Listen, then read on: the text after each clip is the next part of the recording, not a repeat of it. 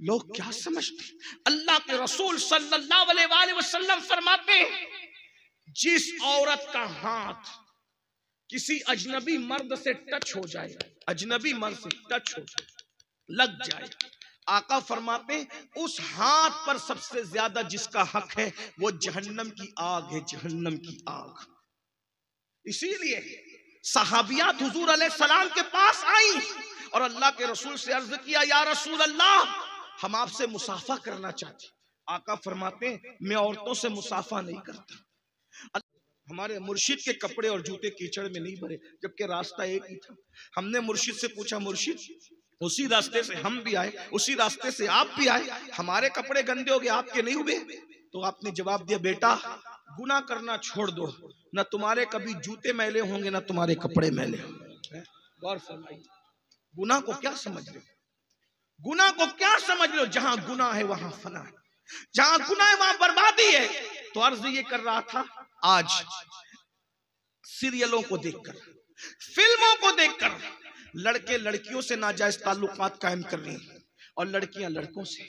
बल्कि ये बात कहते शर्म आती है, लेकिन जरूरत है, मजबूर है, मजबूर है, क्या करें। नश्तर जो लगाता है वो दुश्मन नहीं। किसी डॉक्टर को कभी अच्छा नहीं लगता कि किसी के बदन को काटे, लेकिन मजबूर होता है। अगर वो औजार नहीं चलाएगा तो ऑपरेशन कैसे करेगा। इसलिए मैं कोई तकरीर नहीं कर रहा हूं, मैं दर्द दिल पेश करने बैठा हूं। आज 16-16, 17-17 साल के लड़के और लड़कियां शादी से पहले वो सब कुछ कर बैठते हैं जो शादी के बाद होना चाहिए। सब गंवा देते हैं, सब गंवा देते, इल्ला माशाअल्लाह 80% ये कौम के मसाइल। माँ बाप रो रहे हैं, शरीफ माँ बाप छुप छुप के रो रहे हैं। औलाद क्या कहाँ चली गई, किस रास्ते पे चली गई, इंटरनेट के जंगल ने किस रास्ते पे डाल दिया। और कौम की बेटियां आज नाजायज ताल्लुकात तक पहुंच गई। उन्हें एहसास ही नहीं है कि जिस मजहब का तकद्दुस ये है कि अल्लाह के रसूल अलैहि सलाम से पूछा गया, या रसूल अल्लाह, एक मर्द और एक औरत अगर आपस में बैठना चाहे और अगर वो नेक हो तो क्या नेक मर्द नेक औरत के साथ बैठ सकता है अकेले में? तो आका फरमाते हैं, अगर वो औरत मरियम की तरह हो, मरियम हो, और वो मर्द यहया की तरह नेक हो, तो मैं मरियम और यहया को भी कुरान पढ़ने पढ़ाने के लिए एक साथ अकेले बैठने की इजाजत नहीं दे सकता। आज है हमारी बेटियों में कोई मरियम, आज हमारे बेटों में कोई माज़अल्लाह मासूम है यहया अलैहिस्सलाम की तरह। हमारे मजहब में देवर से भी पर्दा फर्ज है, हमारे मजहब में जेठ से भी पर्दा फर्ज है, हमारे मजहब में ससुर से भी पर्दा फर्ज है, हमारे मजहब में चचाजाद भाई से, चचा के बेटे से भी पर्दा फर्ज है, मामूजाद भाई से भी पर्दा फर्ज है, खालाजाद भाई से भी पर्दा फर्ज है। आपको बताऊं, हया करने वालों ने तो इतनी हया किया कि सैयदा फातिमतुज़ ज़हरा के बारे में इमाम हुसैन से किसी ने कहा, हुसैन तेरी माँ बहुत नेक थी। इमाम हुसैन रो पड़े, फरमाया तूने सच कहा, मैं 7 साल का बच्चा था तब मेरी अम्मी का विसाल हुआ था, लेकिन 7 साल के बचपने में भी मैंने अपनी माँ के सर के बालों को कभी नहीं देखा। मेरी माँ ने अपने सर के बाल मुझसे भी छुपा करके रखा। खवातीन ये है, किरदार ये है। और ये तो इमाम हुसैन का कहना है कि मैं 7 साल का बच्चा होकर भी मेरी माँ मुझसे बाल छुपाती थी। गौर कीजिए, लेकिन सैयदा के बारे में तो हमारा अकीदा ये है कि बाल तो बाल है। सैयदा फातिमा के दुपट्टे की हुर्मत का ये आलम है कि फातिमतुज़ ज़हरा के दुपट्टे को इंसान तो इंसान, मर्द तो मर्द कभी चांदो सूरज ने भी नहीं देखा है, कभी चांद और सूरज ने भी जिसका आंचल न देखा, महो महर ने उस रिदाए नज़ाहत पे लाखों। लोग क्या समझते? अल्लाह के रसूल सल्लल्लाहु अलैहि वसल्लम फरमाते हैं, जिस औरत का हाथ किसी अजनबी मर्द से टच हो जाए, अजनबी मर्द से टच हो जाए, लग जाए, आका फरमाते हैं उस हाथ पर सबसे ज्यादा जिसका हक है वो जहन्नम की आग है, जहन्नम की आग। इसीलिए सहाबियात हुजूर अलैहि सलाम के पास आई और अल्लाह के रसूल से अर्ज किया, या रसूल अल्लाह, हम आपसे मुसाफा करना चाहते। आका फरमाते हैं मैं औरतों से मुसाफा नहीं करता। अल्लाह के रसूल ने औरतों से मुसाफा नहीं किया। जब औरत अपने नबी के हाथ में हाथ नहीं दे सकती तो औरत किसी मौलवी के हाथ में हाथ दे सकती। औरत किसी पीर के हाथ में हाथ दे सकती, औरत किसी वली रसूलुल्लाह से बढ़ करके कौन होगा पाकीज़ा? वो मासूम ही नहीं, सैयदुल मासूमीन है। और आज हम औरतों को बेनकाब कर चुके।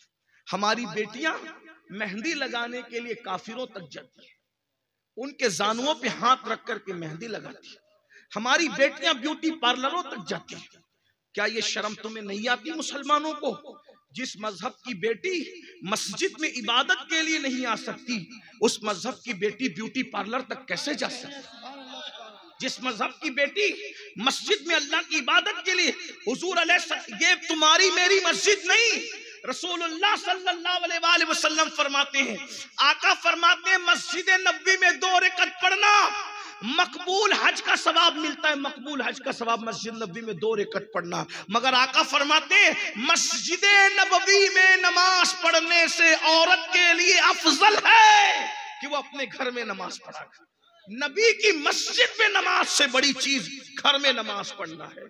बल्कि अगर इश्क में कहें तो यूं कह सकते हैं, मर्द को अगर मस्जिद नबवी का सवाब हासिल करना हो तो वो मस्जिद तक जाए तब उसको सवाब मिलता है, लेकिन औरत को वो मकाम दिया कि सवाब उसके घर चल करके आ रहा है, उसे घर बैठे सवाब दिया जा रहा है। ये औरत का मकाम और मर्तबा है। लेकिन हमने अपनी बेटियों को सैयदा फातिमातुज़ ज़हरा का किरदार सिखाने की बजाय आज हमने अपनी बेटियों को आवारगी के रास्ते पे जाने दिया।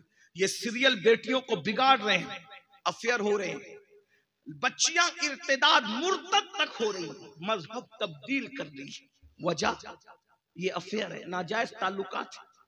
बेटियों की तरबियत करो, बेटों की तरबियत करो, अपनी तबीयत के मुताबिक नहीं, शरीयत मुस्तफा के मुताबिक। आओ, लोगों ने तरबियत करने वालों ने कैसी तरबियत, आज जहन्नम से डरना छूट गया। अल्लाह के अजाब की बात की जाती है तो मुसलमान मुस्कुराता है, अरे मौलाना ये सब तो जो होगा देखा जाएगा। मेरे भाई, अल्लाह के अजाब को कोई बर्दाश्त नहीं कर सकेगा। अल्लाह के रसूल अलैहिस्सलाम फरमाते हैं जहन्नम में अगर पहाड़ भी डाले जाएं तो पहाड़ भी पिघल जाएंगे, पहाड़ पिघल जाएंगे, पहाड़ भी पिघल जाएंगे। जरा बताओ। और एक बात आपको बताऊं, बेटियों की तवज्जो, जो मुझसे छोटी है मेरी बहन और बेटियों की तरह है, मैं बेटियों से मुखातिब होकर कहूं, ये जो नौजवानों से तुम नाजायज ताल्लुकात कायम करती हो, इनकी हैसियत भौरों की तरह है या तितलियों की तरह है। जैसे भौरा किसी फूल का रस चूस लेता है फिर दोबारा उस तरफ का रुख नहीं करता, जैसे तितलियां फूलों का रस चूस लेती है फिर दोबारा उस तरफ का रुख नहीं करती, इसी तरह से मर्द लोग मोहब्बत का झांसा देते हैं, प्यार का झांसा देते हैं, इश्क का झांसा देते हैं और शादी के वादे करते हैं, मालदारी का वादा करते हैं, पता नहीं कैसे कैसे झूठे वादे करते हैं और झूठे वादे करके तुम्हें फांसते हैं और तुम्हारी आबरू से खेलकर फिर हमेशा के लिए तुम्हें छोड़ करके भाग जाते हैं, फिर तुम्हारी जिंदगी बर्बाद हो जाती है। अच्छी तरह याद रखना, हर चीज गुम हो जाए तो दोबारा मिल सकती है, लेकिन औरत की हया एक बार चली गई दोबारा कभी नहीं मिल सकती। नौजवान बेटियों को अपनी हया की हिफाजत करना जरूरी है। हया किसी बाजार में खरीदने की चीज नहीं है, गैरत किसी शर्म किसी बाजार में खरीदने की चीज नहीं है। औरतों को अपनी इज्जत की हिफाजत करना चाहिए। औरतों को चाहिए कि ज्यादा से ज्यादा घर में रहें, शादियों में भी शिरकत करने से परहेज करो, वलीमों में भी शिरकत करने से परहेज करो और दूर की रिश्तेदारियों में मैयतों में जाने से भी परहेज करो। औरत जितना घर में रहेगी उतना ज्यादा उसकी इज्जत महफूज रहेगी। एक उम्मुल मोमिनीन के पास कुछ औरतें आई और आने के बाद कहती है उम्मुल मोमिनीन कहते हैं रसूलुल्लाह की बीवियों को।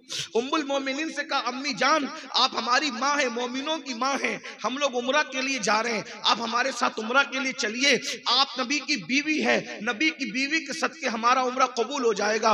उम्मुल मोमिनीन फरमाती हैं हमने रसूलुल्लाह के साथ हज भी कर लिया है और उम्रा भी कर लिया है, अब हमें उम्रा करने की हाजत नहीं है, हमारे लिए उम्रा करने से अफजल घर में बैठना है, क्योंकि कुरान हमसे कहता है वो करना फी बुयूतिकुन्ना कि तुम अपने घरों में बैठी रहो, अब हम घर से बाहर कभी नहीं निकलेंगे। हमें उम्रा नफिल उम्रा से ज्यादा अफजल अपनी इज्जत को छुपा करके अपनी इज्जत की हिफाजत के लिए घर में बैठना अफजल है। ये उनकी सोच थी, ये उनकी फिक्र थी।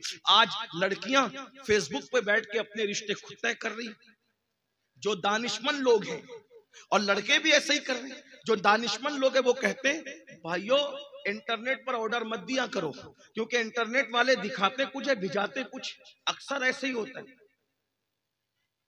अक्सर ऐसी। तो मेरे भाई जो जूता खरीदना है, 6 महीने के बाद उसको कबाड़ खाने में भंगार में फेंक देना है, तो जूतों का ऑर्डर हम इंटरनेट पर नहीं देने हैं, एहतियात करें, क्योंकि वो दिखाते कुछ है भिजाते। मेरा खुद का तजुर्बा है, मिस्र से एक जुब्बा मंगाया, जो नाप दिया था उससे 2 इंच कम आया, आज तक पहन नहीं सका।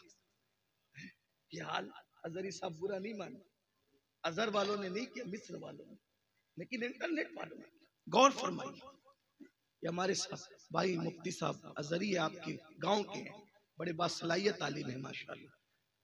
ये इंटरनेट मिस्र वालों, ये अजहर वालों ने नहीं किया। अजहर से तो वो कोई जुब्बे की दुकान थोड़ी है, वो तो इल्म की दुकान है, इल्म की दुकान है, वहां से बड़े बड़े लोगों ने इल्म हासिल किया।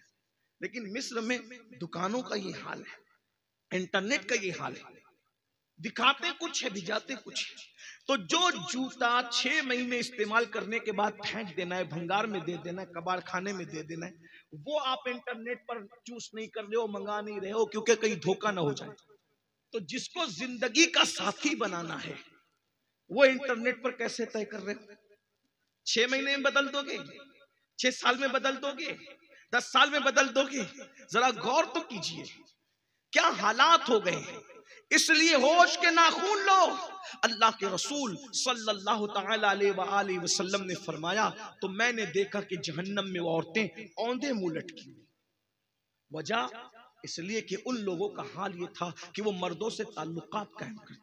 और एक बात आपको और बताऊं, अगर कोई औरत मुत्तकी बन जाए और मुत्तकी बनकर सिर्फ अपनी इज्जत और आबरू की हिफाजत करे, तो वो औरत विलायत की उस मंजिल पर फाइज हो जाती है कि वो जिसको दुआ दे देती है वो भी वली बन जाती है।